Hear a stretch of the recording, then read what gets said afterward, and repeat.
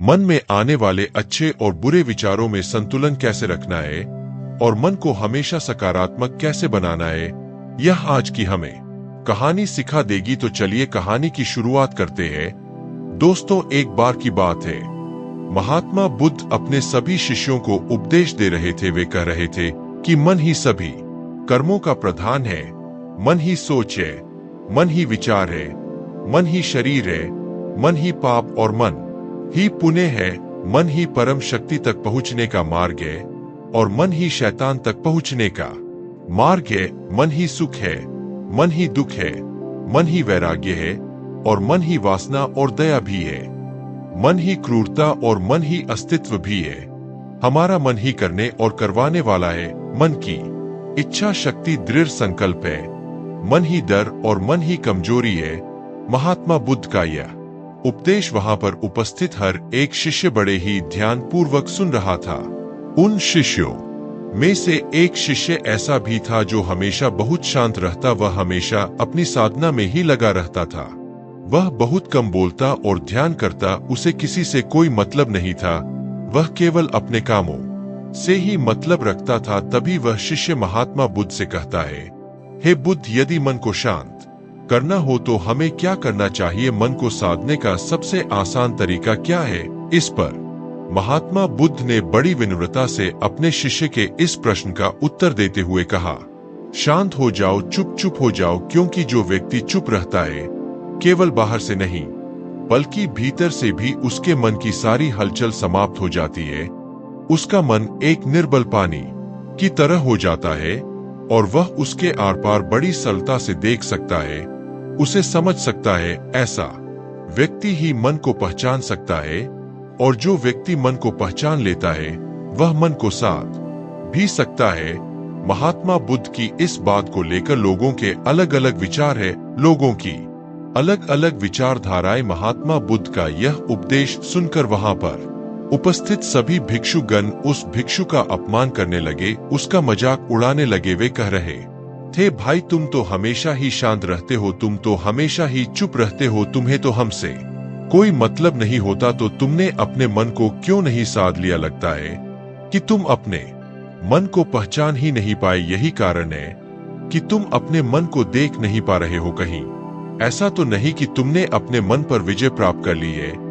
एक भिक्षु ने तो उस भिक्षु से कहा, भाई आखिर तुम क्या जानते हो अपने मन के बारे में? हमें भी तो बताओ, क्या तुम्हारा मन तुम्हारे नियंत्रण में है? उन सभी भिक्षुगणों की यह बात सुनकर वह भिक्षु कुछ ना कह सका, तो बिल्कुल शांत रहा। उसे इस बात का एहसास हुआ कि वह भले ही शांत रहता है, चुप रहता है और केवल अपने कामों से मतलब रखता है, लेकिन फिर भी वह अब भी उतना ही अज्ञानी है जितना कि बाकी सभी भिक्षु गुण, क्योंकि उसके पास उन सभी भिक्षु गुणों के किसी भी प्रश्न का कोई उत्तर नहीं था और इसी कारणवश उस भिक्षु को अपने अज्ञानता का बोध हो रहा था। अपनी अज्ञानता के बारे में जानकर उसे बड़ा दुख हुआ, जिस कारण उसके मन में यह सारे विचार चलने लगे थे। वह इन्हीं सभी प्रश्नों के बारे में सोचता हुआ एक मार्ग से होकर गुजर रहा था। उसका पूरा ध्यान केवल अपने विचार पर था। अचानक तभी सामने से एक घुड़ आ रहा था और उस घुड़सवार ने भिक्षु पर ध्यान नहीं दिया और वह भिक्षु घोड़े की चपेट में आकर घायल होकर गिर गया। जमीन पर गिरते ही उस भिक्षु को अत्यधिक क्रोध आ गया। वह खड़े होकर उस घुड़सवार को अपशब्द कहने लगा, उसे तरह तरह की बातें सुनाने लगा, यहाँ तक कि वह भिक्षु उस घुड़सवार को थप्पड़ तक लगाने जा रहा था कि तभी अचानक उसे यह एहसास हुआ कि वह एक भिक्षु है और यह उसके धर्म के विरुद्ध है। अचानक उसे ऐसा लगने लगा कि यह क्या करने जा रहा था, या तो मेरी मर्यादा के विपरीत है। वह यह सोचने लगा कि मैंने यह कैसे कर दिया, यह मुझसे कैसे हो गया? मैंने इस घुड़सवार को तरह के अपशब्द सुनाए, तरह की बातें कही, आखिर यह मैंने क्या कर दिया? और जब उसे अपनी गलती का एहसास हुआ तो वह चुपचाप अपने कपड़े झाड़ कर वापस लौट पड़ा। आश्रम पहुंचने के बाद आश्रम के एक कोने में बैठकर वह अपनी इस स्थिति के बारे में सोच रहा था। उसे समझ नहीं आ रहा था, क्या आखिर एक भिक्षु होने के बाद भी उसने क्रोध कैसे किया? उसने उस व्यक्ति को इस तरह के अपशब्द कैसे सुनाए? और यहाँ तक कि तो उस पर हाथ भी उठाने जा रहा था। यदि मैं भीतर से शांत होता तो ऐसा कुछ भी नहीं होता। तभी उसने देखा कि महात्मा बुद्ध वहीं से होकर गुजर रहे थे और वह तुरंत ही महात्मा बुद्ध के पास पहुंचा। वह बहुत भावुक हो चुका था, उसकी आंख से आंसू बह रहे थे। उसने महात्मा बुद्ध को प्रणाम किया और कहने लगा, है बुद्ध, क्या हमारे भीतर हमारे अलावा कोई और भी रहता है जिसे हम नहीं जानते, जिसके आवेश में आकर हम गलतियां कर बैठते हैं और हमें उसका होश तक नहीं होता, और जब उसका एहसास होता है तो हमें तकलीफ होती है। इसके जवाब में महात्मा बुद्ध अपने उस शिष्य से कहते, हमारे भीतर हमारे अलावा हमारा मन रहता है, किंतु विवशता तो देखो, जितना हम अपने मन से अनजान हैं, उतना ही हम अपने आप से भी अनजान हैं। हम और हमारा मन एक साथ होते हुए भी दोनों अपरिचित है, हमें दोनों का कोई ज्ञान नहीं। इस पर वह शिष्य यह कहता है, हे बुद्ध, लेकिन क्या इसके अलावा भी कुछ और हो सकता हूँ? क्या मैं कुछ ऐसा हो सकता हूँ जैसा मैं दिख नहीं रहा, या फिर जैसा मैं दिख रहा हूँ वैसा हूँ नहीं जो अपने आप को समझ रहा हूँ? कई वास्तविकता में ऐसा तो नहीं कि उसके विपरीत हूँ। महात्मा बुद्ध ने उस शिष्य की सारी बातें ध्यानपूर्वक सुनी और उसके बाद बुद्ध यह समझ चुके थे कि उनका वह शिष्य आत्मज्ञान के बहुत करीब पहुंच चुका है। बस उसे एक सही मार्गदर्शन की आवश्यकता है, क्योंकि वह शिष्य स्वयं से सोचने की, चाहने की शक्ति पैदा कर चुका है। इस पर महात्मा बुद्ध मुस्कुराने लगे और अपने उस शिष्य से कहते हैं, वास्तव में हम अपने आप को तनिक नहीं जानते। जितनी जानकारी हमें अपने बारे में है वह सब इस समाज द्वारा हमें प्रदान की गई है। जो हम सोचते हैं, जो विचार करते हैं, हमारा भाव सब कुछ हमें समाज के द्वारा ही मिला है। यहाँ तक कि हमारी मनोदशा भी समाज के वातावरण की वजह से ही है, और इसी कारण से हम में से कुछ लोग अत्यधिक बोलते रहते हैं और कुछ लोगों को अत्यधिक शांत रहना भी पसंद है। कुछ लोग क्रूर है, कुछ दयावान है, विरोधी है, कुछ सरल स्वभाव के तो कुछ उद्दंड है।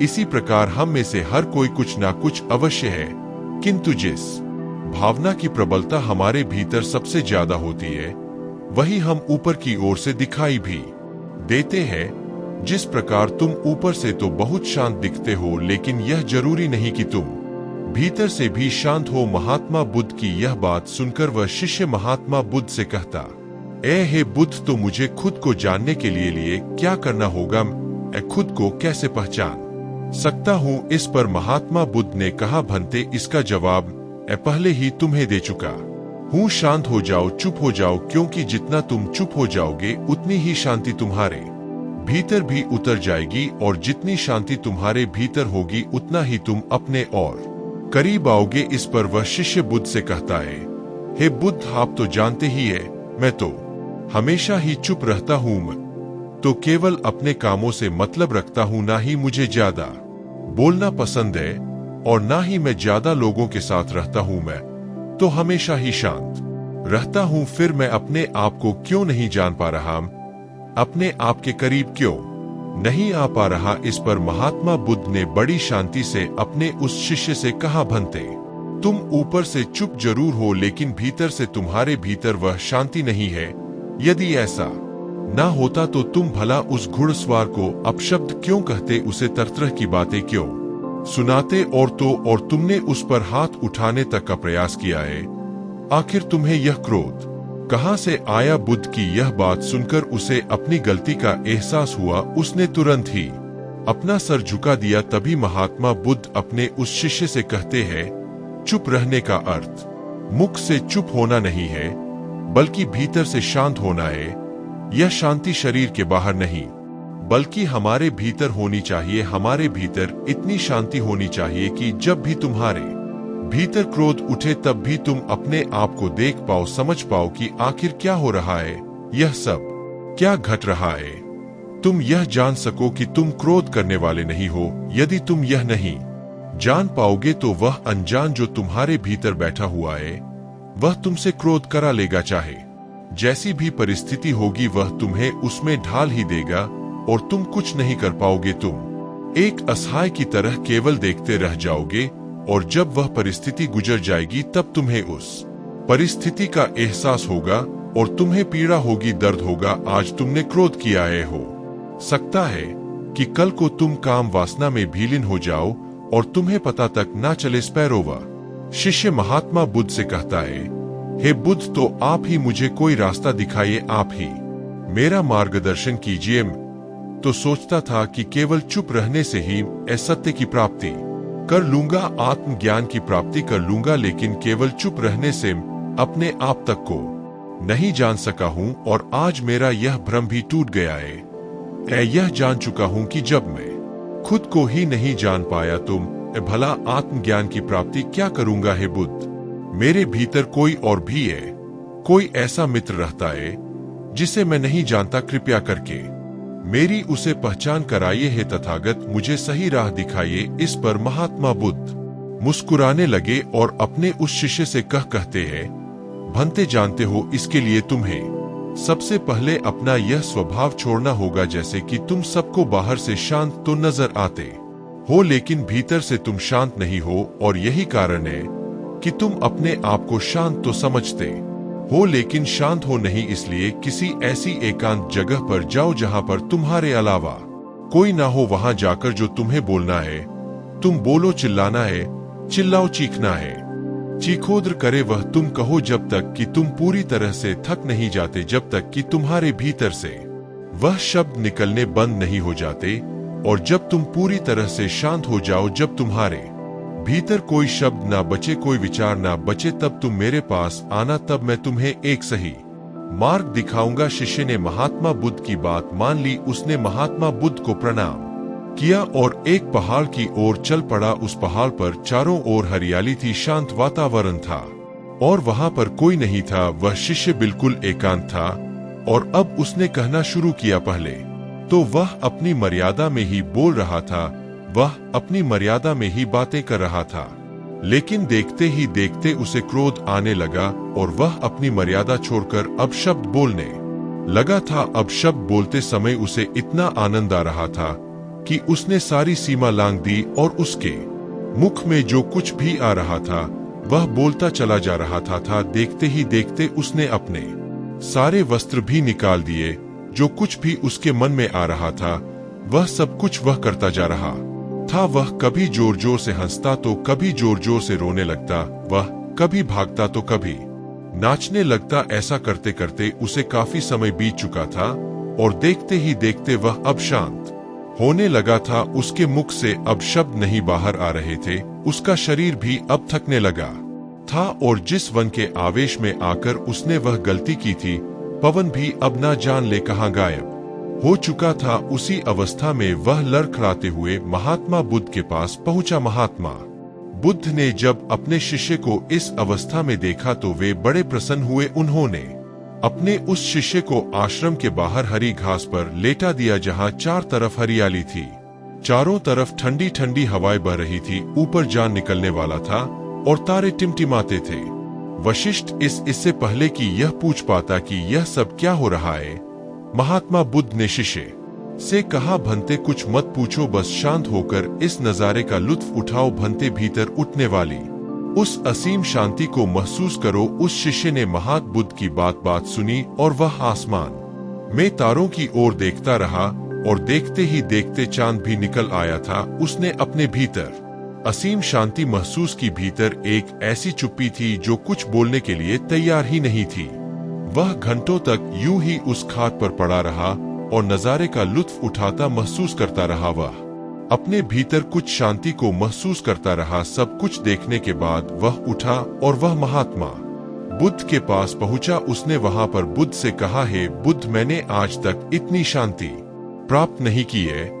आज मैं बहुत अच्छा महसूस कर रहा हूँ, बहुत हल्का महसूस कर रहा हूँ। लगता है जैसे आज मुझे एक नया जीवन मिला है, जैसे मेरे भीतर भी मैं ही हूँ। किंतु बुद्ध, मैं अभी अपने आप से अनजान हूँ, मैं अब तक अपने आप को नहीं जान पाया। इस पर महात्मा बुद्ध ने कहा, भंते, यदि तुम्हारी नजरें समुद्र की लहरों पर होगी तो तुम्हें हलचल ही नजर आएगी, और जो लहरों में फंस गया वह समुद्र की गहराई तक कभी जा ही नहीं पाएगा।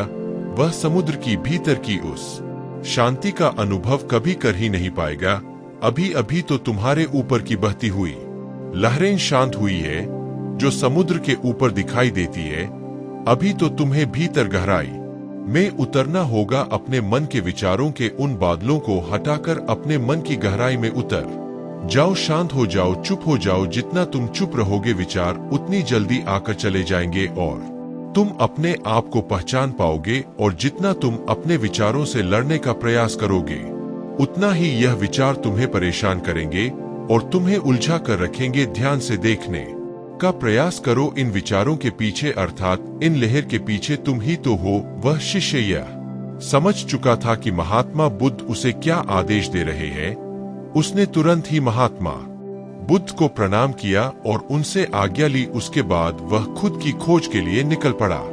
देखते ही देखते दिन बीत गए। दिन के बाद महीने और महीनों के बाद साल भी बीत गए और करीब 5 सालों के बाद वह स्वयं को जान पाया, जिसके बाद केवल ऊपर ही नहीं बल्कि वह भीतर से भी पूरी तरह से शांत हो चुका था। वह कभी कुछ नहीं कहता, हमेशा चुप ही रहता था। 5 वर्षों के पश्चात जब बुद्ध ने उससे पूछा, भंते, क्या तुमने उस अनजान को पहचान लिया है? क्या तुम उसे जान सके हो कि वह कौन है जो तुम्हारे भीतर रहता है? इस पर वह भिक्षु मुस्कुराने लगा और महात्मा बुद्ध से कहता है, हे बुद्ध, भीतर बाहर हर जगह पर आप ही तो है और मैं आपके चरणों में बैठा हुआ हूँ। यह सुन बुद्ध ने उसे चेतावनी देते हुए कहा, भंते, वह मैं नहीं हूँ, वह तो तुम्हारा मन है जिसके चरणों में तुम बैठे हुए हो। वह तुम्हें फिर से माया जाल में फंसा रहा है। उसके माया जाल से बाहर निकलो, उसे काटकर आगे बढ़ो, तभी तुम खुद से मिल पाओगे, खुद को जान पाओगे। उसने महात्मा बुद्ध की बात मानी और तुरंत फिर से ध्यान में उतर गया। उसने देखा कि सामने महात्मा बुद्ध खड़े हैं और उनके चरणों में वह शिष्य हाथ जोड़े खड़ा है। लेकिन उसने महात्मा बुद्ध की बात मानी। उसने महात्मा बुद्ध को रास्ते से हटाया और महात्मा बुद्ध के हटते ही उसने देखा कि वही भिक्षु वहां पर खड़ा है। अपने आप को देखकर वह भिक्षु अचंभित रह गया। जैसे ही वह ध्यान से बाहर आना चाहता था ताकि वह महात्मा बुद्ध को बता सके, तभी उसके अंतरात्मा उसे कहती, रुक जाओ, तुम्हारी यात्रा पूरी हुई। मैं ही वह परमात्मा हूँ, ही वह शक्ति हूँ जो तुम्हें सब कुछ देता है। मैं ही वह हूँ जो सबको सब कुछ देता है और मैं तुम्हें भी कुछ देने ही आया हूँ। आज तुमसे बहुत प्रसन्न हूँ और मैं तुम्हारे भीतर ही रहता हूँ। तभी अचानक उसे महात्मा बुद्ध की आवाज सुनाई दी। महात्मा बुद्ध कह रहे थे, भंते, यहाँ मत रुकना, आगे बढ़ो। उसने महात्मा बुद्ध की बात फिर मानी। उसने अपने आप को मार्ग से हटाया और वह आगे की ओर बढ़ा। जैसे ही उसने अपने प्रतिबिंब अर्थात उस दूसरे भिक्षु को हाथ लगाया, वह भिक्षु पूरी तरह से पानी में मिल गया और अचानक चारों तरफ शांति छा गई। चारों तरफ अंधेरा छा गया, सब कुछ पूरी तरह से शांत हो गया, क्योंकि उस भिक्षु ने आत्मज्ञान की प्राप्ति कर ली थी। और जब ऐसा हुआ तब वह भिक्षु अपने अंतर में ही रह गया। उसे बाहर आने की इच्छा तक नहीं हुई। वह भिक्षु उस शांति को अनुभव कर रहा था, उस असीम शांति का आनंद ले रहा था। तभी अचानक बुद्ध उसे उस शांति से बाहर की ओर लाए। बाहर आने के बाद अब उसके मन में कोई प्रश्न नहीं रह गया था, ना ही कोई जवाब। उसके पास कहने के लिए कुछ नहीं था। वह तो बस शांत हो चुका था, चुप हो चुका था। उसे अब किसी और चीज को समझने की कोई आवश्यकता नहीं रह गई थी, क्योंकि वह खुद को जान चुका था। उसने आत्मज्ञान की प्राप्ति कर ली थी। लेकिन यहाँ पर समझने वाली बात यह है कि जब उसे महात्मा बुद्ध ने बाहर लाया तो वास्तविकता में वह महात्मा बुद्ध नहीं थे, बल्कि वह खुद ही था जो उसे भीतर की ओर से बाहर लाया था। तो दर्शकों, चलिए अब इस विषय पर एक और अगली रोचक कहानी की शुरुआत करते हैं। दोस्तों, कभी कभी हम जो सुनते और समझते हैं वह पूरी तरह सत्य नहीं होता। आपने कई महापुरुषों की बातें सुनी होंगी, कई बुद्ध पुरुषों की बातें सुनी होंगी। जब भी आप उनकी बातें सुनते हैं तो आपके मन में एक प्रश्न उठता है और वह प्रश्न यह है, क्या हमारा सांसारिक जीवन जीना व्यर्थ है? क्या हमें केवल आध्यात्मिक जीवन जीना चाहिए? क्या हमें खुद खोज करनी चाहिए? क्या हमें संसार के भोग विलास का उपभोग नहीं करना चाहिए? जो लोग इस संसार जीवन में फंसे हुए उनका जीवन पूरी तरह से व्यर्थ है। किसी को अपने माता पिता के लिए धन कमाना है तो कोई अपने परिवार को सुखी देखना चाहता है, कोई अपने बच्चों की चिंता में पीड़ित है, तो कोई अपने लिए कुछ करना चाहता है, नाम कमाना चाहता है, कोई अपनी प्रेमिका को खुश रखना चाहता है, कोई अपने प्रेमी को पाना चाहता है, कोई राजनीतिक बनना चाहता है तो कोई राज करना चाहता है, कोई साधारण जीवन जीना चाहता है। इसी प्रकार हम सभी के तरह तरह के सपने हैं, तरह तरह के विचार हैं। हम सभी को अपने जीवन में कुछ ना कुछ तो चाहिए ही, परंतु यह सभी साधु पुरुष जब हमारे सामने आते हैं तो हमारे इन सपनों को तोड़ मरोड़ के रख देते हैं। जब वह कहते हैं कि सांसारिक जीवन व्यर्थ है और खुद को जानो, खुद को पहचानो, आध्यात्मिकता की राह पर चलो, तब वक्त हमारे मन में, हमारे मस्तिष्क में तरह तरह के विचार उत्पन्न होने लगते हैं। तब हमें यह समझ नहीं आता क्या आखिर हम सांसारिक जीवन जिए या फिर आध्यात्मिक जीवन, आखिर हम क्या करें। आपके साथ भी कभी ना कभी ऐसा तो हुआ ही होगा। क्या आपके भी मन में ऐसे कोई प्रश्न है तो आप हमें कमेंट में जरूर बताइएगा। चलिए आगे बढ़ते हैं और इसके पीछे की वास्तविकता को जानते हैं। वास्तविकता तो यही है कि आप उन बुद्ध पुरुष की बातों को अच्छी तरह से समझ ही नहीं पा रहे, क्योंकि वह कहना कुछ चाहते हैं और आप उनकी बातों का मतलब कुछ और ही निकाल रहे हैं। आप उनकी बातों से कुछ और ही समझ रहे हैं। महात्मा बुद्ध खुद ही कहते थे कि उन्हें दरिद्रता पसंद नहीं है।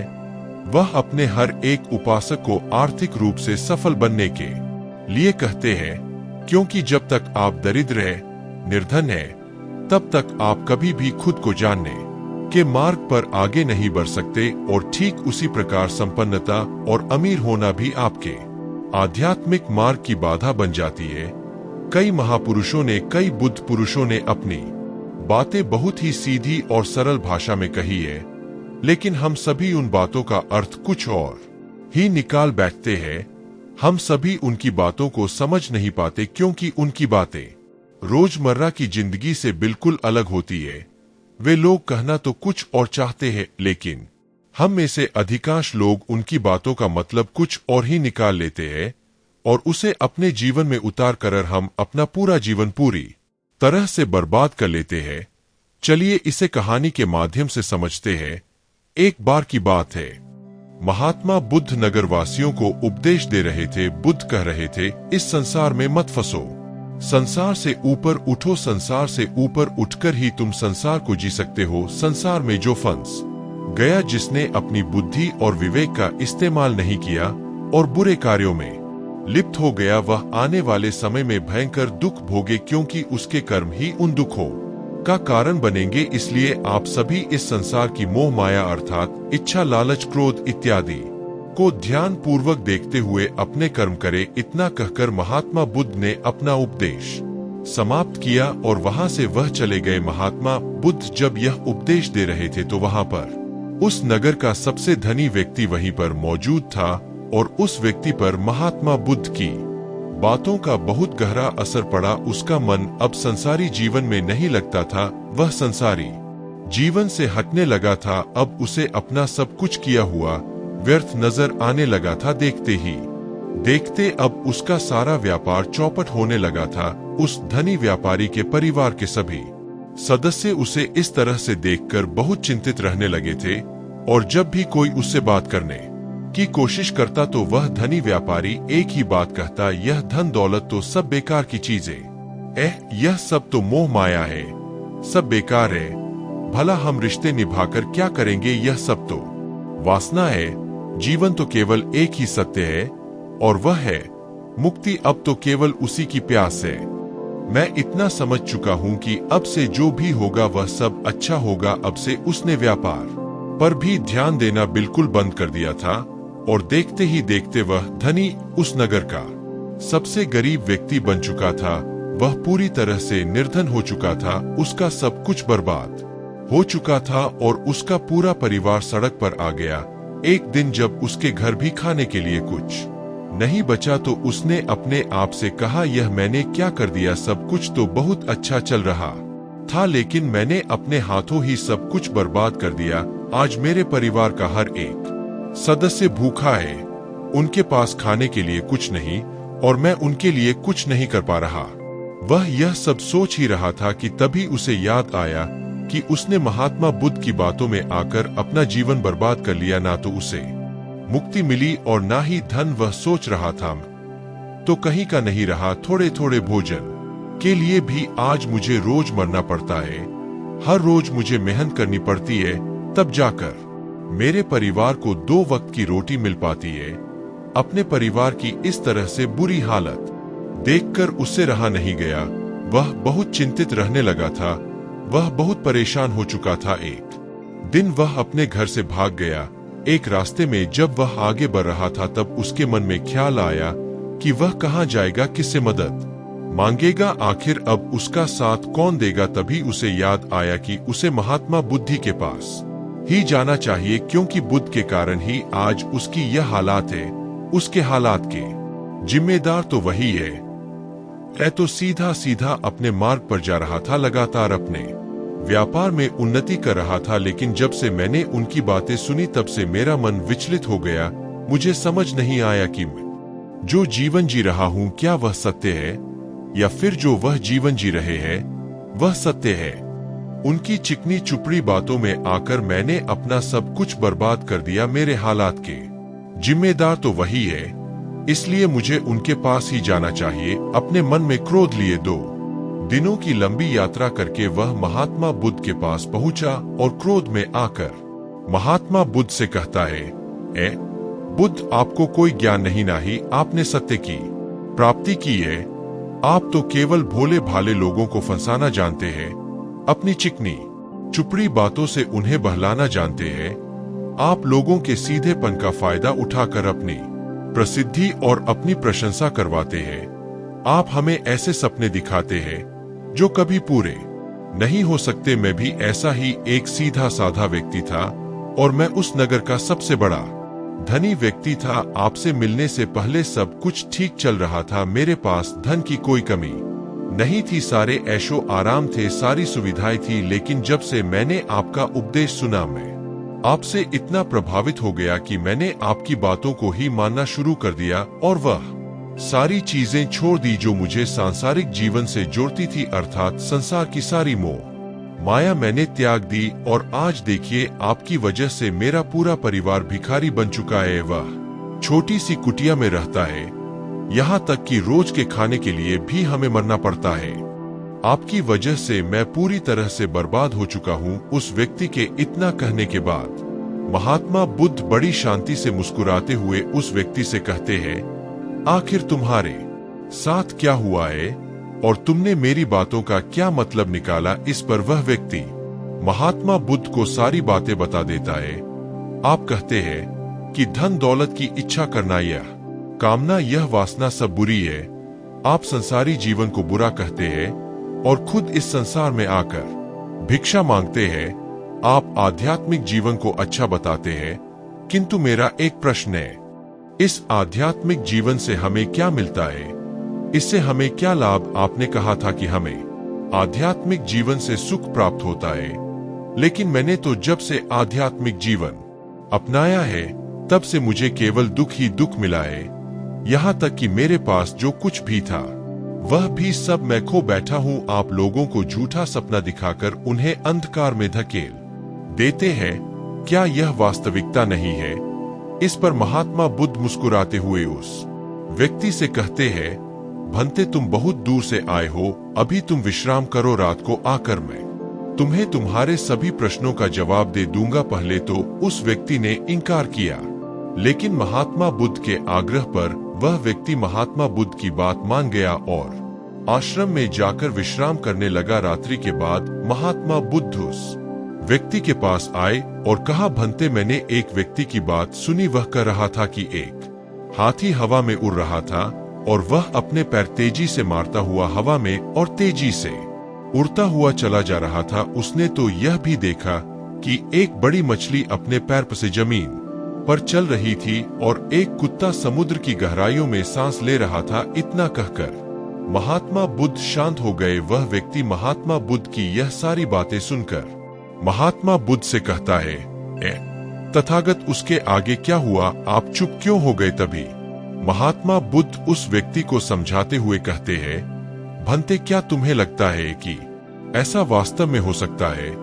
इस पर वह व्यक्ति जवाब देते हुए कहता है, बुद्ध अगर आप कह रहे हैं तो यह अवश्य ही सच होगा, क्योंकि आप इतने बड़े ज्ञानी हैं, आपने सत्य की प्राप्ति की है, तो आपके मुख से निकला हुआ हर एक शब्द तो सत्य ही होगा। तभी महात्मा बुद्ध मुस्कुराते हुए उस व्यक्ति से कहते हैं, भंते क्या तुमने कभी पहले ऐसा कभी होते हुए देखा है?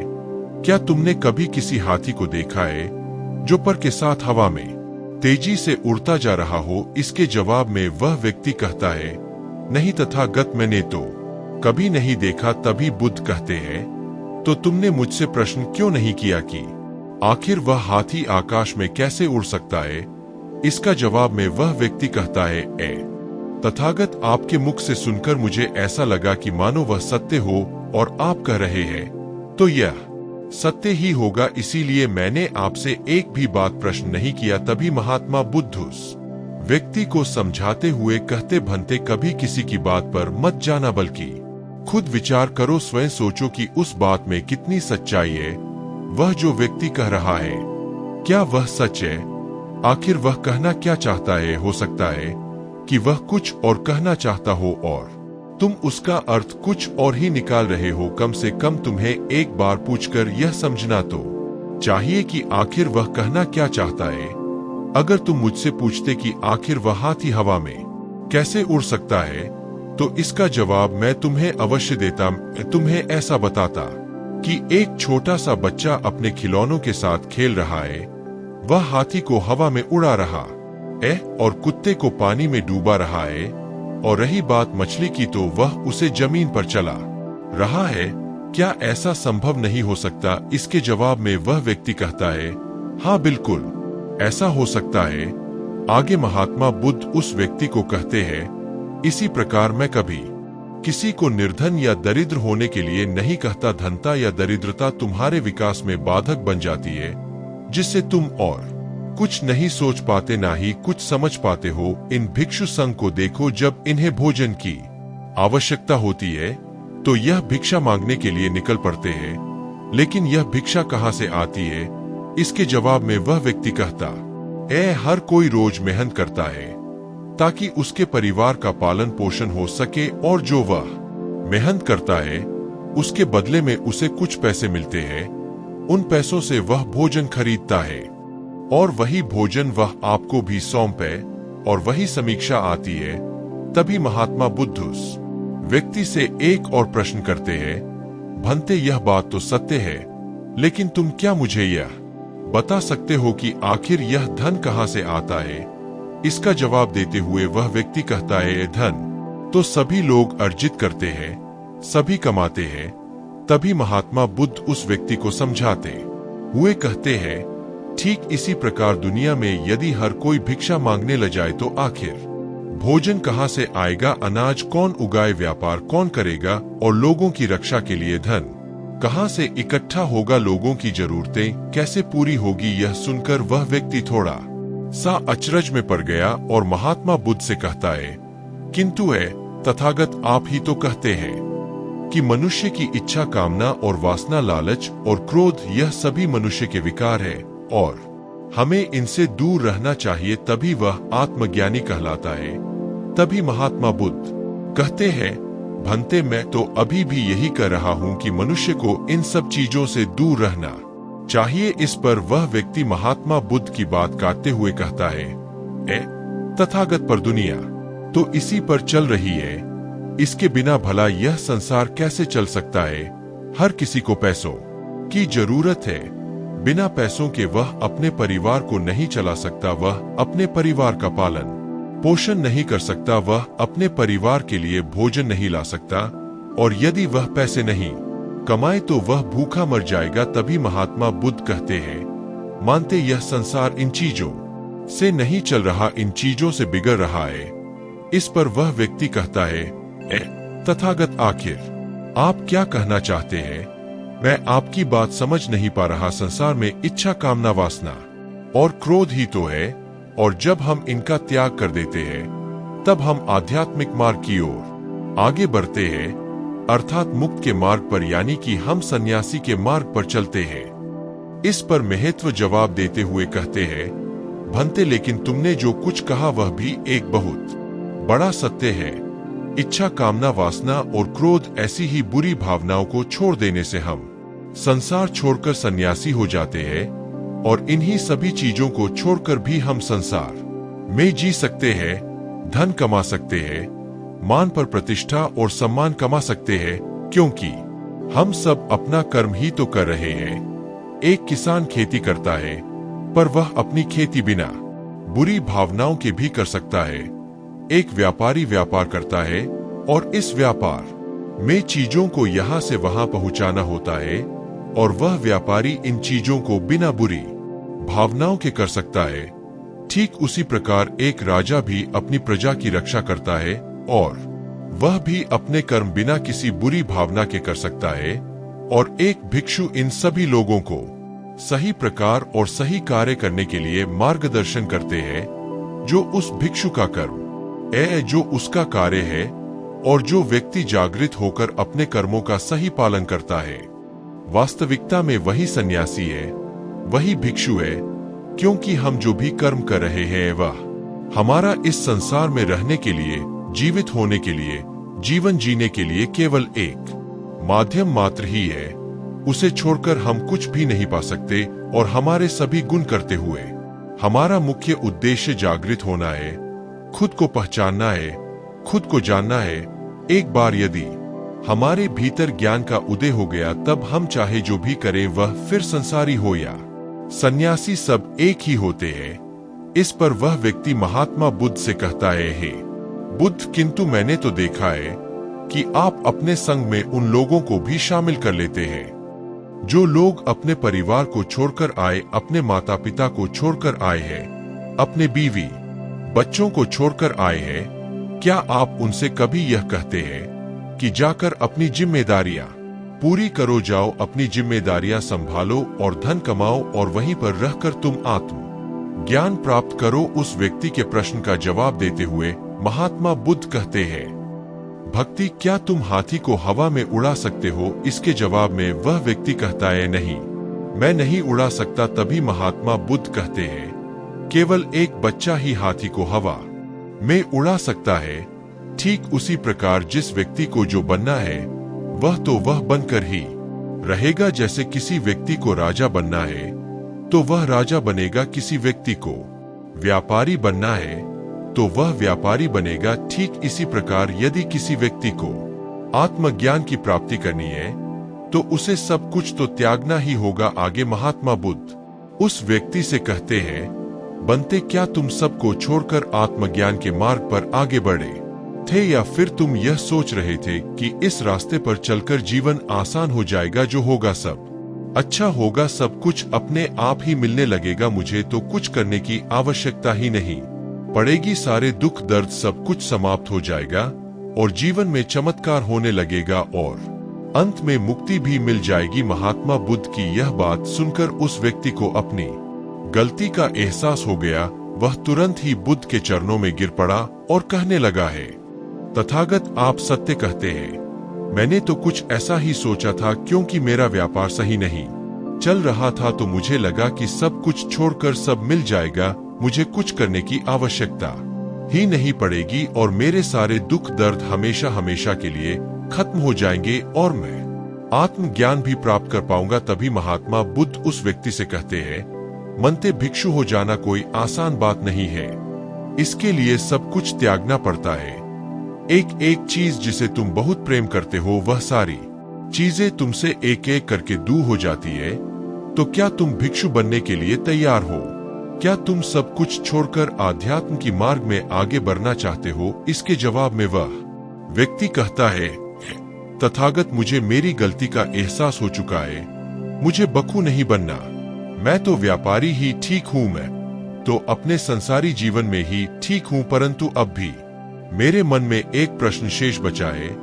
अगर आपकी आज्ञा हो तो वह प्रश्न भी आपसे पूछना चाहूंगा। तभी महात्मा बुद्ध उसे आज्ञा देते हैं।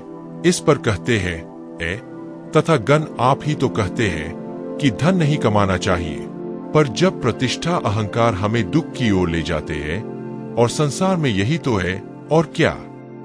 यदि हमें संसार जीवन जीना है तो हमें यह सब तो करना ही पड़ेगा। तभी महात्मा बुद्ध मुस्कुराते हुए उस व्यक्ति से कहते हैं, क्या तुम्हें भूख लगी है? इस पर वह व्यक्ति कहता है, हाँ तथागत, मुझे बहुत भूख लगी है। तभी महात्मा बुद्ध उस व्यक्ति को भोजन करवाते हैं। उसे भरपेट भोजन खिलाने के बाद महात्मा बुद्ध उस व्यक्ति से कहते हैं, लो और खाओ, यह सब तुम्हारे लिए ही है। इसके जवाब में वह व्यक्ति कहता है, हे तथागत, मैं पहले ही बहुत ज्यादा खा चुका हूँ, अब मुझसे और नहीं खाया जाएगा। मेरे पेट पर अब थोड़ी भी जगह नहीं रह गई। यदि मैंने और अधिक खाया तो मेरा पेट दर्द करने लग जाएगा और फिर मुझे तरह तरह की परेशानियां होने लगेंगी, परेशान हो जाऊंगा। तभी महात्मा बुद्ध मुस्कुराते हुए उस व्यक्ति से कहते हैं, भंते, मैं भी तो तुम्हें यही समझाने का प्रयास कर रहा हूं कि जितना जरूरत है उतना ही खाओ, उतना ही धन कमाओ जितने की तुम्हें आवश्यकता है, क्योंकि हर चीज जब हद से ज्यादा हो जाती है तो वह नुकसान जरूर पहुंचाती है। फिर वह चाहे धन हो, चाहे इच्छा, चाहे ला या फिर कामना या वासना, सब कुछ हद से ज्यादा आपको नुकसान ही पहुंचाएगा और यह सब आपको केवल दुख ही देंगे। इसलिए इन्हें नियंत्रण में रखना चाहिए। जितनी की हमें आवश्यकता है उतना ही हमें चाहिए, और जब आप इसे नियंत्रण में रखते हैं तो यह कभी आपको दुख नहीं दे पाएगा, आप हमेशा सुखी रहोगे। आगे महात्मा बुद्ध उस व्यक्ति से कहते हैं, भंते, धन कमाना आवश्यक है, क्योंकि धन की कमी नहीं होनी चाहिए, भोजन की कमी नहीं होनी चाहिए, किसी भी कार्य को करने के लिए मन में इच्छा की कमी नहीं होनी चाहिए। लेकिन उसी के साथ तुम्हें यह भी ध्यान रखना है कि इच्छा अत्यधिक भी नहीं होनी चाहिए। और मैं तुम्हें यही समझाने का प्रयास कर रहा हूँ, मैं तुम्हें यही ज्ञान देने का प्रयास कर रहा हूँ कि मध्य में रहो, ना कम ना ज्यादा। इसलिए जाओ और धन का भाव व्यापार करो, अपने कर्म ना केवल अपना बल्कि दूसरों का भला भी करो। जब तुम अपने किए गए सांसारिक कार्यों से लोगों का भला करते हो, तब तुम में और किसी सन्यासी अर्थात किसी भिक्षु में कोई अंतर नहीं रह जाता। बस सभी के मार्ग अलग होते हैं, लेकिन मंजिल एक ही होती है, और तुम कभी मार्ग से भटक ना जाओ। इसलिए ऐसे लोगों की संगत में रहना जो तुम्हें आत्मज्ञान के सीधे मार्ग पर ले चले, जो सांसारिक जीवन से हटकर नए जीवन में प्रवेश करवाए, क्योंकि वे लोग बुराइयों से लड़ने में तुम्हारी मदद करेंगे, तुम्हें ताकत मिलेगी और तुम लगातार बिना विचलित हुए अध्यात्म के मार्ग पर लगातार आगे बढ़ते चले जाओगे। इतना कहकर महात्मा बुद्ध शांत हो गए। वह व्यक्ति महात्मा बुद्ध को प्रणाम करके कहता है, तथागत, आपकी शिक्षाएं तो बिल्कुल अलग है। आप जो कहते हैं उसके पीछे का अर्थ कुछ अलग ही होता है, बहुत सीधा और सरल, लेकिन हम उसे समझ नहीं पाते। आपके पास चमत्कार का आश्वासन नहीं है, पर आपके पास वह मार्ग है जिस मार्ग पर चलकर अवश्य ही आध्यात्मिक गति प्राप्त कर सकता हूँ, जिससे मेरा और लोगों का सभी का भला होगा। तथागत, यह मेरी ही गलती थी कि मैंने आपकी बातों का गलत मतलब निकाला और एक व्यापारी होकर भी मैंने अपने कर्मों को छोड़ दिया और यह सोचने लगा कि अब अपने आप ही सब कुछ होगा, सब कुछ अच्छा ही होगा। लेकिन यह सत्य है कि अपने आप कुछ नहीं होता। जब हम हाथ पैर चलाएंगे, काम करेंगे, कर्म करेंगे, तभी हमें फल मिलेगा। जब हम हाथ पैर मारना छोड़ देते हैं तो नदी का बहाव हमें अपने साथ बहाकर ले चला जाता है और तब हमारे हाथों में कुछ नहीं रह जाता। और यही मेरे साथ भी हुआ है। तथागत, आज से मैं आपको वचन देता हूँ कि अपना कर्म पूरी ईमानदारी के साथ करूंगा। आपके दिए हुए मार्ग पर मैं पूरी ईमानदारी से चलूंगा। मैं आपको वचन देता हूँ कि एक अच्छा व्यापारी और एक अच्छा इंसान बनकर रहूंगा।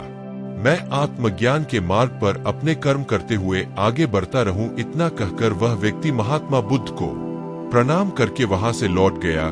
दोस्तों, हमारे साथ भी कुछ ऐसा ही होता है। जब हम किसी सिद्ध पुरुष की बातें सुनते हैं तो हमें लगता है कि यह संसारी जीवन व्यर्थ है और हमने जो कुछ भी आज तक कमाया है, जो कुछ भी आज तक कर्म किए हैं, वह सब व्यर्थ है। दुनियादारी की सारी बातें बेकार है, हमें तो आत्मज्ञान के मार्ग पर बढ़ना चाहिए, वही सही रास्ता है। लेकिन हम कभी अपने भीतर नहीं देख पाते कि हमें आत्मज्ञान की कोई जरूरत नहीं है, क्योंकि आज हमारा वक्त बुरा चल रहा है और हमें कोई रास्ता नजर नहीं आ रहा, तब हमें आत्मज्ञान नजर आ रहा है। और जब कल हमारा वक्त अच्छा होगा, हमारे जीवन में सुख होगा, तो आत्मज्ञान कहां पर होगा यह हमें याद नहीं। इसीलिए जो आत्मज्ञान के मार्ग पर चलते हैं उन्हें सुख और दुख से कोई फर्क नहीं पड़ता, उन्हें अपने व्यवसाय से भी फर्क नहीं पड़ता, उन्हें जीवन की झंझट से भी फर्क नहीं पड़ता। वह तो बस आत्मज्ञान के इस्तेमाल पर खुशी खुशी चलते रहते हैं और अपनी मंजिल तक पहुंच ही जाते हैं। दोस्तों, मैं उम्मीद करता हूं कि यह कहानी सुनने से आपके जीवन में अच्छे बदलाव आए होंगे। आपको इस वीडियो से क्या सीखने मिला यह कमेंट करके जरूर बताएं और अपने परिवार, दोस्तों या आपके करीबी इंसान के साथ यह कहानी शेयर करके उन्हें भी इस ज्ञान से परिचित करवाए। बाकी अगर आपको यह वीडियो दिल से अच्छी लगी हो तभी इस वीडियो को लाइक कर देना, और आपने अब तक इस चैनल को सब्सक्राइब ना किया हो तो चैनल को सब्सक्राइब भी जरूर कर देना। जिंदगी में मन की शांति होना बहुत जरूरी है। आप मन की शांति पैसों से या अन्य किसी वस्तु से नहीं खरीद सकते। मन की शांति कैसे प्राप्त करें और हमेशा खुश कैसे रहे, आज इसी रहस्य के बारे में हम गौतम बुद्ध की कहानियों के माध्यम से जानेंगे। तो बिना देर किए चलिए उन कहानियों की शुरुआत करते हैं। पहली कहानी, मन की शांति का महत्व प्राप्त करने के तरीके। मन की शांति किसी भी मनुष्य के लिए एक अनमोल धन है। इसके बिना जीवन में सब कुछ बेकार है। अगर आपके मन में शांति नहीं होगी तो आप इस दुनिया की किसी भी चीज से प्रसन्न और आनंदित नहीं हो सकते, भले ही आपके पास कितना भी धन क्यों ना हो। वहीं अगर आपके पास मन की शांति है तो आप झोपड़ी में भी प्रसन्नता के साथ रह सकते हैं।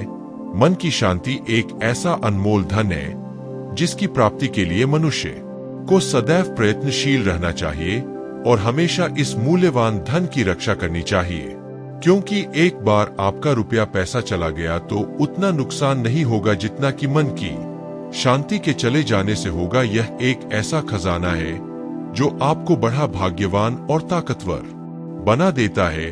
मन की शांति को खरीदा नहीं जा सकता। मन की शांति अनमोल है। सच है कि पैसों से बहुत कुछ खरीदा जा सकता है, लेकिन संतोष और मन की शांति को पैसों से नहीं खरीद सकते। यह एक ऐसी चीज है जो हमें अपने अंदर विकसित और धारण करनी होती है। आज दुनिया में ऐसे लोगों की कमी नहीं जिनके पास अथाह संपत्ति है, पर फिर भी वे खुद को कंगाल समझते हैं क्योंकि उनके पास मन की शांति नहीं है। सफलता प्राप्त करने के लिए मन की शांति होना बहुत जरूरी है। एक अशांत और चिंतित मन से आप किसी बढ़िया परिणाम की उम्मीद नहीं कर सकते। अशांत मन किसी भी काम पर पूरा फोकस ठीक से नहीं कर पाता, जिससे कोई भी कार्य अपने सर्वश्रेष्ठ लक्ष्य को प्राप्त नहीं कर पाता। एक स्ट्रेसफुल और हैप्पी दोनों तरह के माइंड की स्थिति में किए गए कामों का अवलोकन करके देखिए। जो काम एक हैप्पी मूड से पूरी शांति के साथ किया जाता है उसकी क्वालिटी ही कुछ अलग होती है। पैसा कमाना और मन की शांति। पैसा कमाना बहुत जरूरी है, लेकिन कुछ लोग पैसा कमाने की दौड़ बीच में इस तरह से लग जाते हैं कि वह अपनी लाइफ की दूसरी चीजों को खतरनाक तरीके से इग्नोर करने लगते हैं। कुछ समय बाद एक ऐसा समय आता है कि लाइफ में दूसरी जरूरी चीजें उनके हाथ से निकलने लगती है, जिसे हेल्थ, फैमिली लाइफ, मन की शांति और हैप्पीनेस। पैसा कमाना भी जरूरी है और अपने जीवन की दूसरी आवश्यक बातों पर ध्यान देना भी जरूरी है। इसलिए ध्यान रखें कि रुपया पैसा कमाने की भागदौड़ में जिंदगी की अन्य जरूरी जिम्मेदारियां और मन की शांति पीछे ना छूटने पाए। सकारात्मकता से आती है शांति। किसी ने सच ही कहा है, शांति का कोई मार्ग नहीं है, बल्कि शांति खुद ही एक मार्ग है। शांति की शुरुआत मुस्कुराहट के साथ होती है। सुख प्राप्ति का सबसे अच्छा मार्ग मन की शांति है। मन की शांति आपके मन से ही शुरू होती है और मन पर ही खत्म होती है। अगर आपकी लाइफ में शांति है तो आप संसार के सबसे सुखी व्यक्ति हैं। जीवन के प्रति सकारात्मक और मन की शांति का आपस में गहरा संबंध है। एक सकारात्मक सोच रखने वाला व्यक्ति बड़ी से बड़ी मुसीबतों को भी आसानी से पार कर जाता है। मन को शांति रखने की कला आती है। वह सच्चे अर्थों में एक बहुत ही चतुर इंसान है। ऐसा व्यक्ति हरदम खुश रहता है और नकारात्मकता उसके पास भी नहीं भटकती। अगर आप पॉजिटिव थिंकिंग और पीस ऑफ माइंड दोनों को मेंटेन कर सकते हैं तो आप अपनी लाइफ में खुश रहना सीख सकते हैं। अगर आप सोचते हैं कि आप हर समय परेशान नहीं रहे तो आपको खुद को शांत रखने की कला सीखनी होगी। एक शांत और प्रसन्न चित्त मस्तिष्क बड़ी से बड़ी समस्या को भी आसानी से सॉल्व कर लेता है। फ्रेश माइंड में ही हम सही निर्णय लेने में सक्षम होते हैं। इसलिए मन की शांति के महत्व को समझना बहुत जरूरी है। मन की शांति क्यों जरूरी है? जिंदगी की महत्वपूर्ण दौलतों में से एक है मन की शांति। इस दौलत के बिना आप अमीर नहीं कहला सकते, क्योंकि ऐसी अमीरी किस काम की जहां उसे पाकर भी कहोशी नहीं हो। शांति एक ऐसी चीज है जो किसी भी उपलब्धि पर मन को सुकून देती है। अशांत मन हमेशा कुछ ना कुछ उधेड़-बुन में ही लगा रहता है और जिंदगी के सुख ऐश्वर्य को भोगने के आत्मिक सुख से वंचित रहता है। सुख को महसूस करने के लिए मन में शांति भी तो जरूरी है। अगर आप एक सच्चे दौलतमंद इंसान बनना चाहते हैं तो मन की शांति बनाए रखने के बारे में भी सोचिए। इस बात का प्रयास कीजिए कि आप कैसे खुद को अक्सर पॉजिटिव रख सकते हैं। मन की शांति सफलता पाने के लिए भी जरूरी है और सफलता को एंजॉय करने के लिए भी। उदाहरण के लिए आप भारतीय क्रिकेट टीम को ले सकते हैं। क्रिकेटिंग स्किल्स की बात की जाए तो धोनी को बेस्ट नहीं कहा जा सकता, लेकिन अगर टेम्परामेंट की बात हो तो उनका कोई सानी नहीं है।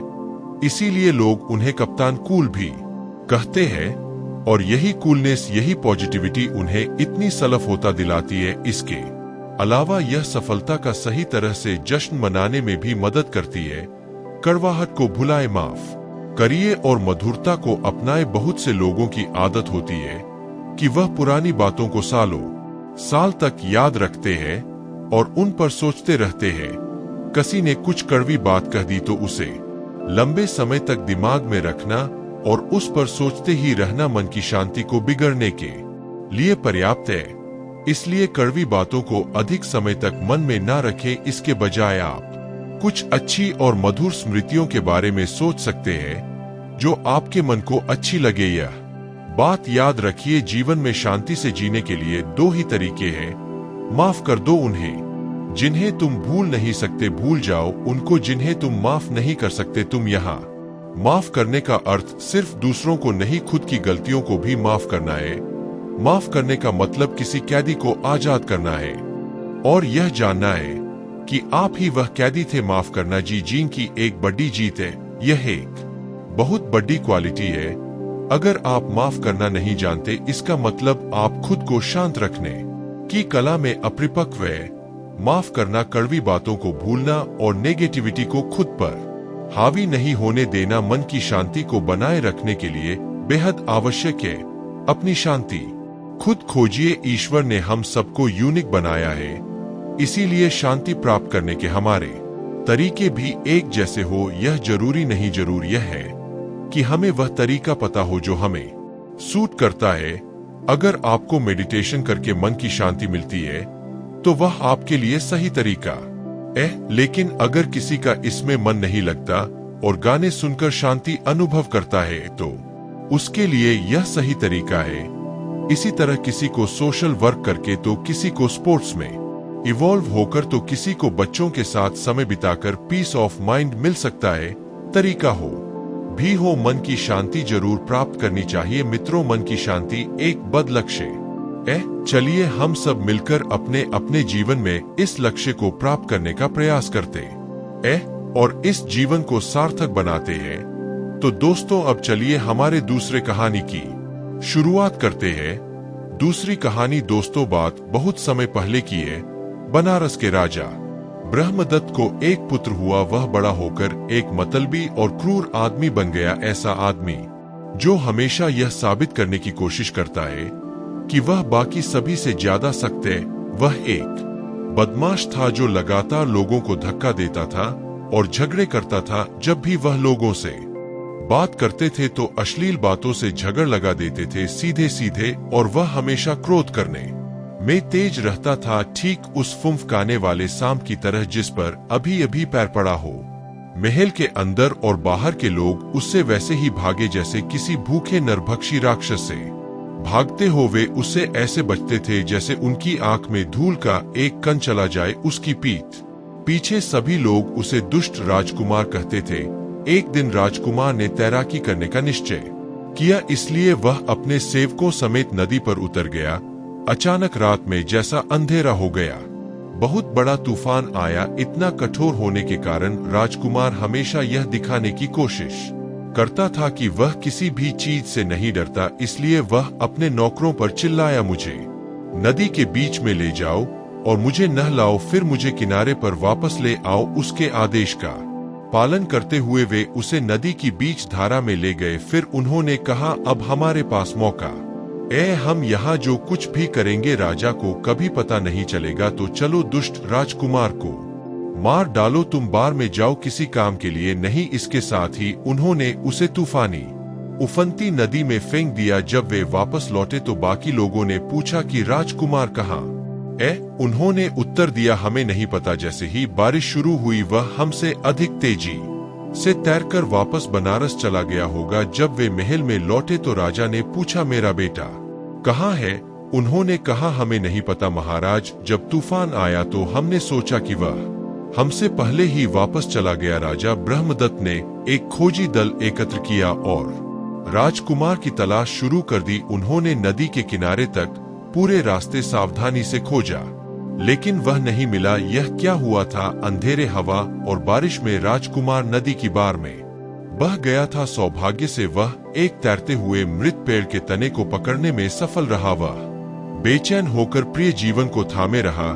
जैसे जैसे वह बहता जा रहा था, वह सख्त आदमी डूबने से इतना डर रहा था कि वह भयभीत असहाय बच्चे की तरह रोने लगा। वह यूं कि कुछ समय पहले ही बनारस में एक बहुत अमीर आदमी की मृत्यु हो गई थी। उसने अपना खजाना नदी के किनारे, नदी के उसी किनारे पर गाड़ दिया था। उनके भाग्य में 40 मिलियन सोने के सिक्के थे। धन के प्रति उसकी कृपण लालसा के कारण उसका पुनर्जन्म एक नीच सांप के रूप में हुआ, जो अपने खजाने की रक्षा करते हुए भी अपने पेट के बल लौट रहा था। नदी के किनारे पास ही एक स्थान पर एक और अमीर कंजूस ने 30 मिलियन सोने के सिक्कों का खजाना दफन कर दिया था। इसी तरह धन के पीछे कंजूस होने के कारण उसका पुनर्जन्म पानी के चूहे के रूप में हुआ था।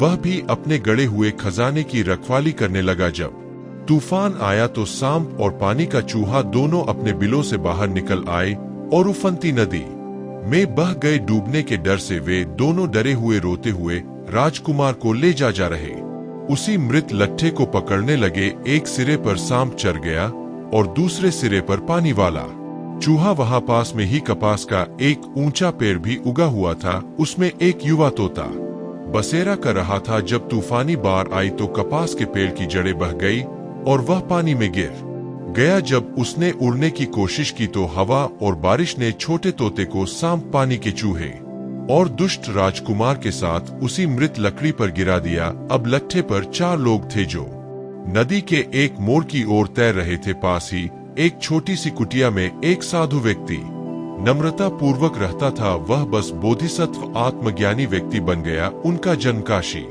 के एक धनी उच्च वर्गीय परिवार में हुआ था। जब वह बड़ा हुआ तो उसने अपनी सारी संपत्ति और पद त्याग दिया और नदी के किनारे अकेले रहने लगा। वह आधी रात थी जब उस पवित्र व्यक्ति ने दुष्ट राजकुमार की घबराहट भरी चीखें सुनी। उसने सोचा, यह एक भयभीत इंसान की तरह लगता है। मेरी दयालुता मुझे उसे अनदेखा नहीं करने देगी। मुझे उसे अवश्य बचाना चाहिए। वह नदी की ओर भागा और चिल्लाया, डरो मत, मैं तुम्हें बचा लूंगा। फिर वह तेज धार में कूद गया, लट्ठे को पकड़ लिया और अपनी बड़ी ताकत का इस्तेमाल करके उसे किनारे पर खींच लिया। उसने राजकुमार को नदी तट पर सुरक्षित कदम रखने में मदद की। सांप, पानी के चूहे और तोते को देखकर वह उन्हें और उस आदमी को अपनी आरामदायक छोटी झोपड़ी में ले गया। उसने खाना पकाने की आग जला दी। जानवरों की कमजोरी के बारे में सोचते हुए उसने धीरे से उन्हें आग से गर्म किया। जब वे गर्म और सूख गए तो उसने उन्हें अलग रख दिया। फिर उसने राजकुमार को खुद को गर्म करने दिया। पवित्र व्यक्ति कुछ फल और मेवे निकाल लाया। फिर उसने पहले अधिक असहाय जानवरों को खाना खिलाया। उसके बाद इंतजार कर रहे राजकुमार को आश्चर्य की बात नहीं कि इससे दुष्ट राजकुमार क्रोधित हो गया। उसने सोचा, यह मूर्ख पवित्र व्यक्ति मेरे एक महान शाही राजकुमार की बिल्कुल भी परवाह नहीं करता। इसके बजाय वह इन 3 मूक जानवरों को उच्च स्थान देता है। इस प्रकार सोचकर उसने सौम्य बोधिसत्व के प्रति प्रतिशोध पूर्ण घृणा उत्पन्न कर ली। अगले दिन पवित्र व्यक्ति ने मृत लकड़ी के लट्ठे को धूप में सुखाया। फिर उसने उनका भोजन पकाने और उन्हें गर्म रखने के लिए उसे काटा और जला दिया। कुछ ही दिनों में उसी लकड़ियां द्वारा बचाए गए चारों लोग मजबूत और स्वस्थ हो गए। शाम पवित्र व्यक्ति के पास अलविदा कहने आया। उसने अपने शरीर को जमीन पर टिकाया, खुद को ऊपर उठाया और सम्मान पूर्वक अपना सिर झुकाया। उसने कहा, आदरणीय, आपने मेरे लिए बहुत अच्छा काम किया है। मैं आपका आभारी हूँ और मैं कोई बेचारा सांप नहीं हूँ। एक निश्चित स्थान पर मेरे पास 40 मिलियन सोने के सिक्कों का खजाना गड़ा हुआ है और मैं यह खुशी से मैं आपको दे दूंगा। यह आपके लिए है, सभी के लिए जीवन अमूल्य है।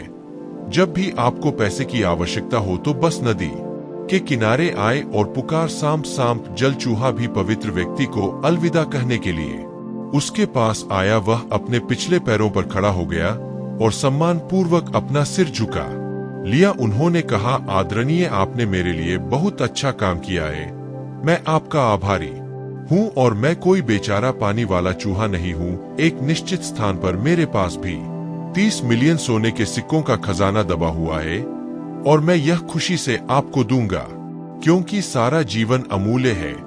जब भी तुम्हें पैसे की जरूरत हो बस नदी के किनारे आ जाओ और चिल्लाओ, चूहा चूहा। एक सांप और एक जल चूहे की ओर से ऐसी आभारी उदारता उनके पिछले कंजूस मानव जीवन से बिल्कुल अलग। फिर तोता पवित्र व्यक्ति को अलविदा कहने आया। उसने आदर पूर्वक अपना सिर झुकाया और कहा, आदरणीय, आपने मेरे लिए बहुत अच्छा काम किया है। मैं आपका आभारी हूँ, लेकिन मेरे पास कोई चांदी या सोना नहीं है। हालांकि मैं एक गरीब तोता नहीं हूँ। यदि आप कभी भी बेहतरीन चावल की जरूरत है बस नदी के किनारे आओ और पुकारो, तोता तोता। फिर मैं हिमालय के सभी जंगलों से अपने सभी रिश्तेदारों को इकट्ठा करूंगा और हम आपके लिए सबसे कीमती सुगंधित लाल चावल की कई गाड़ियां लाएंगे। सभी के लिए जीवन अमूल्य है। अंततः दुष्ट राजकुमार पवित्र व्यक्ति के पास आया। चूंकि उसका मन प्रतिशोध के जहर से भरा हुआ था, इसलिए उसने केवल यही सोचा कि अगर वह उसे दोबारा कभी देखेगा तो उसे मार डालेगा। हालांकि उन्होंने जो कहा वह था, आदरणीय, जब मैं राजा बन जाऊं तो कृपया मेरे पास आए और मैं आपको 4 आवश्यकताएं प्रदान करूंगा। फिर वह बना लौट आया और जल्द ही नया राजा बन गया। थोड़ी देर में पवित्र व्यक्ति ने यह देखने का निश्चय किया कि क्या इन चारों का आभार वास्तविक है।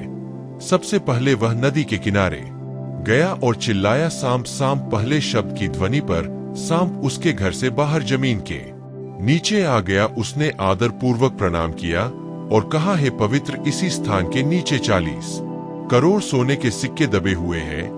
उन्हें खोद और अपने साथ ले जाओ। बहुत अच्छा पवित्र व्यक्ति ने कहा, जब मुझे आवश्यकता होगी फिर आऊंगा। सांप से विदा लेकर वह नदी के किनारे चला और चिल्लाया, चूहा चूहा। पानी का चूहा प्रकट हुआ और सब कुछ वैसा ही हुआ जैसा सांप के साथ हुआ था। इसके बाद उसने चिल्लाकर कहा, तोता तोता तोता। अपने पेड़ पर बने घर से उड़कर नीचे आया, आदर पूर्वक प्रणाम किया और कहा, हे पवित्र, क्या आपको लाल चावल की आवश्यकता है?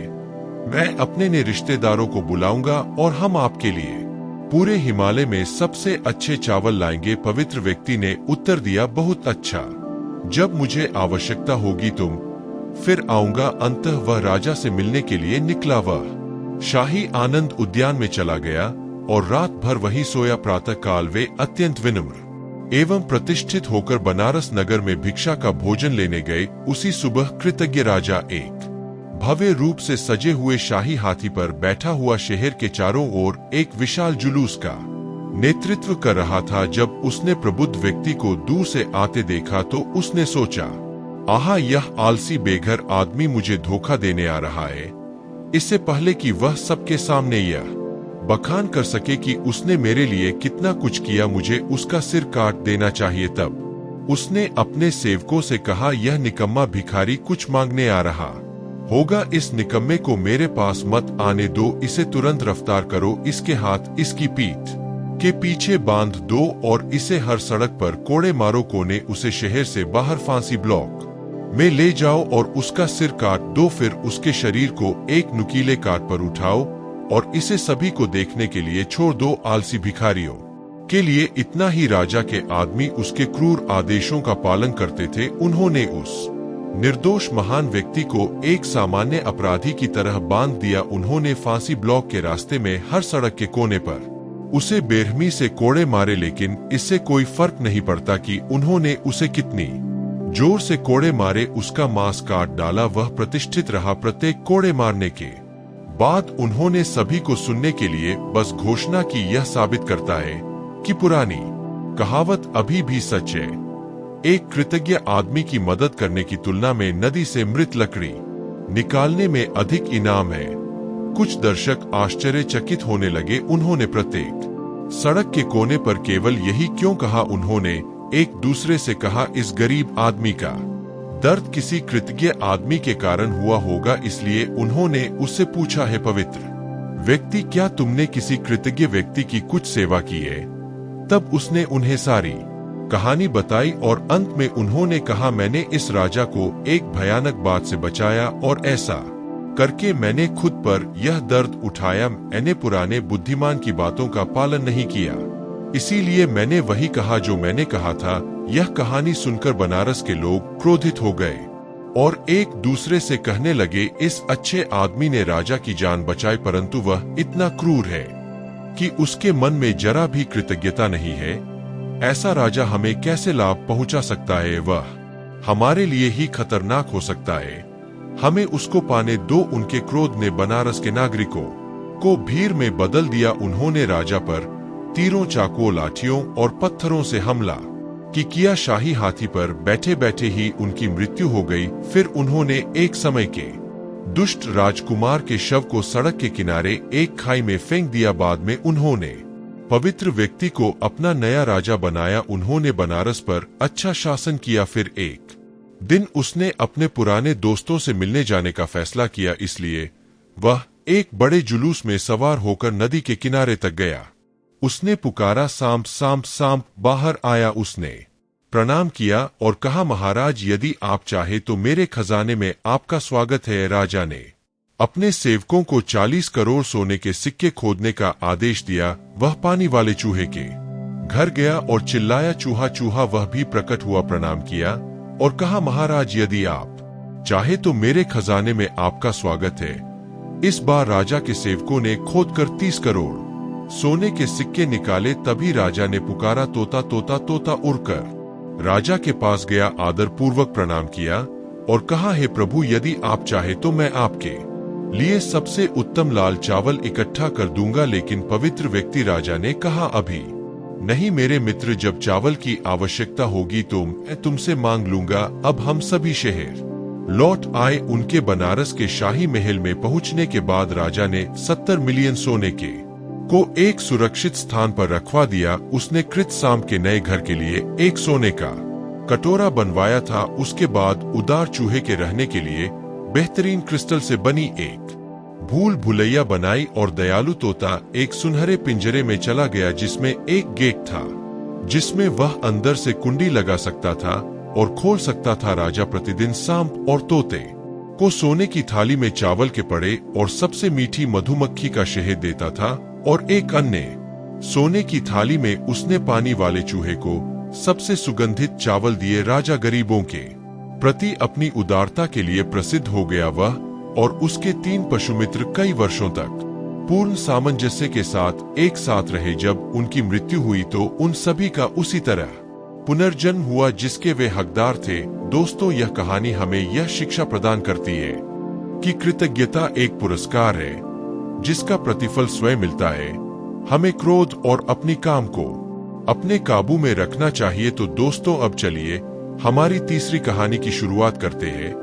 तीसरी कहानी दोस्तों बहुत समय पहले की बात है। प्रबुद्ध व्यक्ति का जन्म एक हाथी के रूप में हुआ था।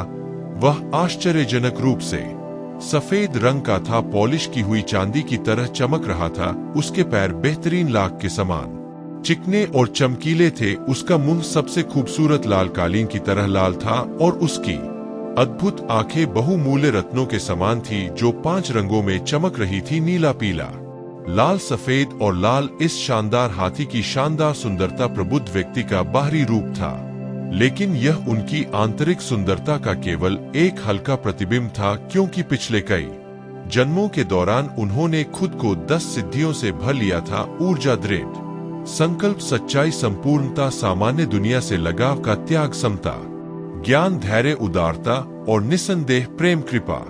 जब वह वयस्क हो गया तो हिमालय के जंगलों के अन्य सभी हाथी उसका अनुसरण करने और उसकी सेवा करने आए। बहुत पहले उनके राज्य में 800 हज हाथियों की आबादी थी। इतना बड़ा राष्ट्र भीड़ भाड़ वाला और विकर से भरा हुआ था। अधिक शांति से रहने के लिए उसने खुद को बाकी लोगों से अलग कर लिया और जंगल के एक एकांत हिस्से में अकेले रहने चला गया। उनकी पूर्णता और पवित्रता के कारण, जिसे हर कोई आसानी से देख सकता था, उन्हें हाथी राजा अच्छाई के रूप में जाना जाता था। इसी बीच बनारस के एक वनपाल ने इन हिमालय की तलहटी में यात्रा की। वह ऐसी मूल्यवान चीजों की खोज कर रहा था जिन्हें वह बनारस में वापस बेच सके। थोड़ी देर बाद उसे दिशा का ज्ञान नहीं रहा। वह अपना रास्ता खोजने की कोशिश में इधर उधर भागा। जल्द ही वह थक गया और मौत से डर गया। वह डर के मारे कांपने लगा और जोर जोर से रोने लगा। हाथी राजा गुडनेस ने गरीब खोए हुए आदमी के भयभीत रोने की आवाज सुनी। तुरंत वह दया और करुणा से भर गया। वह किसी भी तरह से उसकी मदद करने की इच्छा से जंगल के रास्ते उसकी ओर चलने लगा। लेकिन वह शख्स इतनी दहशत में था कि जब उसने विशाल हाथी को अपनी ओर आते देखा तो वह भागने लगा। जब बुद्धिमान हाथी राजा ने यह देखा तो उसने चलना बंद कर दिया। यह देख वनपाल भी रुक गए। तभी राजा गुड फिर से उसकी ओर चलने लगा। वह आदमी भागने लगा और हाथी के रुकने पर एक बार फिर रुक गया। उस समय उस आदमी ने सोचा, यह महान हाथी, जब मैं दौड़ता हूँ तो वह रुक जाता है और जब मैं रुकता हूँ तो वह मेरी ओर चलता है। इसमें कोई संदेह नहीं है कि उसका मुझे कोई नुकसान पहुँचाने का इरादा नहीं है। वह इसके बजाय मेरी मदद करना चाहता होगा। इस बात का एहसास होने से उसे रुकने और इंतजार करने का साहस मिला। जैसे ही हाथी राजा गुडनेस धीरे धीरे पास आया, उसने कहा, मेरे मानव मित्र, तुम घबराए हुए रोते हुए क्यों घूम रहे हो? भगवान हाथी आदमी ने कहा, मुझे दिशा की सारी समझ खो गई। मैं बुरी तरह खो गया और मुझे डर था कि मैं मर जाऊंगा। तब आत्मज्ञानी व्यक्ति वनपाल को अपने एकांत निवास स्थान में ले गया। उन्होंने उसे समस्त हिमालय के बेहतरीन फल और मेवे खिलाकर सांत्वना दी और शांत किया। कई दिनों के बाद उसने कहा, मेरे मित्र, डरो मत, मैं तुम्हें उस देश में ले चलूंगा जहां लोग रहते हैं। मेरी पीठ पर बैठो। फिर वह उसे मनुष्यों के देश की ओर ले जाने लगा। इस शानदार प्राणी पर आराम से सवारी करते हुए आदमी ने सोचा, मान लीजिए लोग मुझसे पूछते हैं कि मैं कहाँ था, मुझे सब कुछ बताने में सक्षम होना चाहिए। इसीलिए दयालु हाथी राजा द्वारा सुरक्षा के लिए ले जाते समय उसने सभी स्थलों के नोट्स बनाए। जब वह बनारस के राजमार्ग के पास घने जंगल से बाहर आया तो हाथी राजा ने कहा, मेरे अच्छे दोस्त, इस रास्ते से बनारस जाओ। कृपया किसी को मत बताना कि मैं कहाँ रहता हूँ, चाहे वे तुमसे पूछे या नहीं। इन विदाई शब्दों के साथ कोमल हाथी घूम गया और अपने सुरक्षित और गुप्त घर में वापस चला गया। उस व्यक्ति को बनारस जाने का रास्ता ढूंढने में कोई परेशानी नहीं हुई। फिर एक दिन वह बाजार में घूमता हुआ हाथी दांत के कारीगरों की दुकानों के पास पहुंचा। उन्होंने हाथी दांत को नाजुक और सुंदर मूर्तियों, दृश्यों और आकृतियों में उकेरा। वनपाल ने उनसे पूछा, क्या आप जीवित हाथियों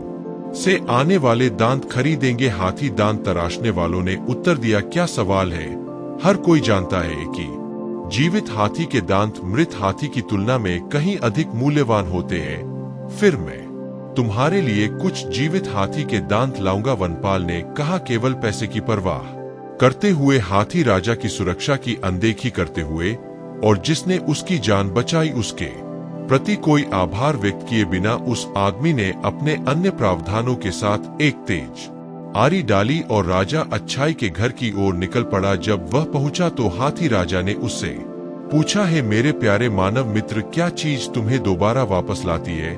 एक कहानी बनाते हुए लालची आदमी ने कहा, मेरे स्वामी हाथी, एक गरीब आदमी हूँ, बहुत विनम्रता से रह रहा हूँ क्योंकि यह समय मेरे लिए बहुत कठिन है।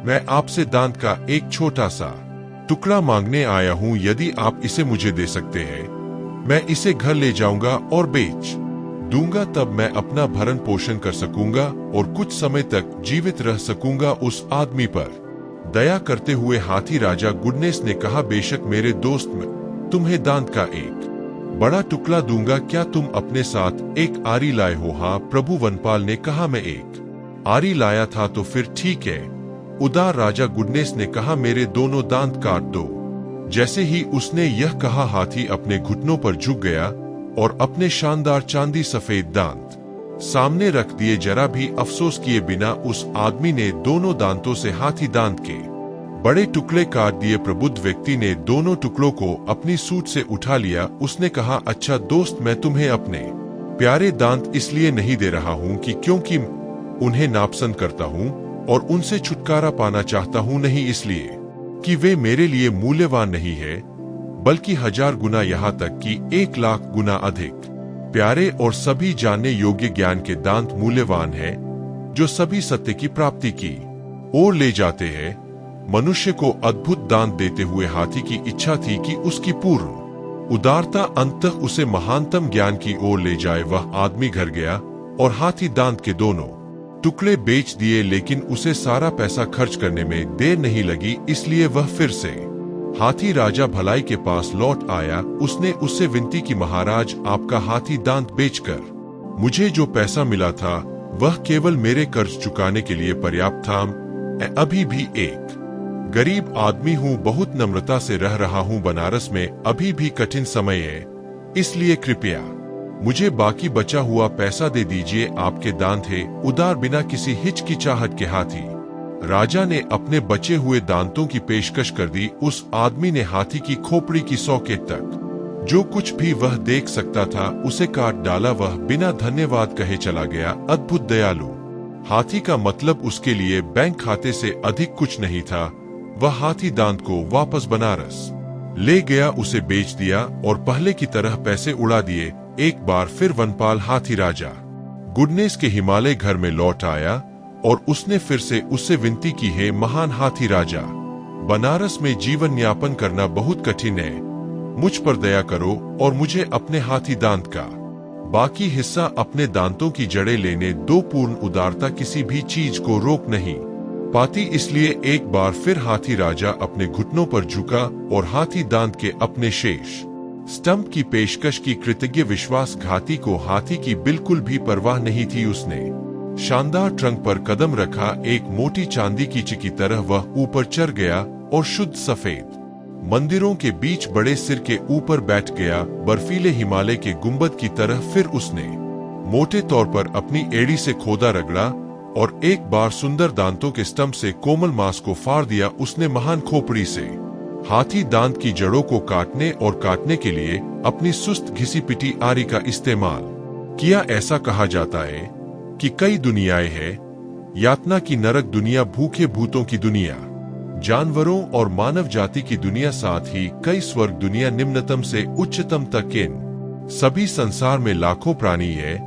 जो किसी न किसी समय हाथी के रूप में पैदा हुए और जीवित रहे। और इस कहानी को बताने वाले कुछ लोग कहते हैं कि हालांकि वे नहीं जानते थे कि क्यों उन सभी एक समय के हाथियों ने महान प्राणी हाथी राजा अच्छाई का दर्द महसूस किया। वनपाल खून से सने हाथी दांत के स्टंप लेकर चला गया, यह सोचकर कि हाथी को दोबारा देखने का कोई कारण नहीं है। उन्होंने कृतज्ञता या सम्मान का कोई संकेत दिखाने की जहमत नहीं उठाई। विशाल ठोस पृथ्वी जो इतनी मजबूत है कि बड़े बड़े पर्वतों को आसानी से संभाल सकती है और सबसे बुरी गंदगी और बदबू को सहन करने में सक्षम है। इस क्रूर आदमी की भारी अवस्था कर्ता को सहन और समर्थन नहीं कर सकती है।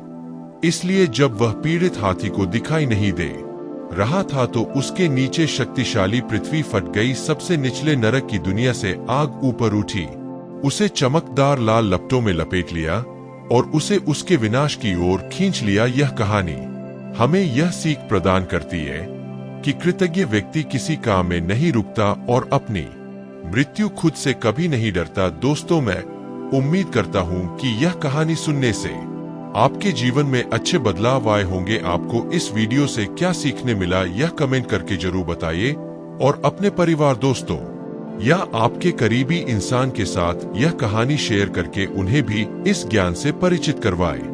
बाकी अगर आपको यह वीडियो दिल से अच्छी लगी हो तभी इस वीडियो को लाइक कर देना और आपने अब तक इस चैनल को सब्सक्राइब ना किया हो तो चैनल को सब्सक्राइब भी जरूर कर देना। आपका हर दिन शुभ हो और खुशियों से आपका जीवन भरा रहे। धन्यवाद। नमो बुद्धाय एच।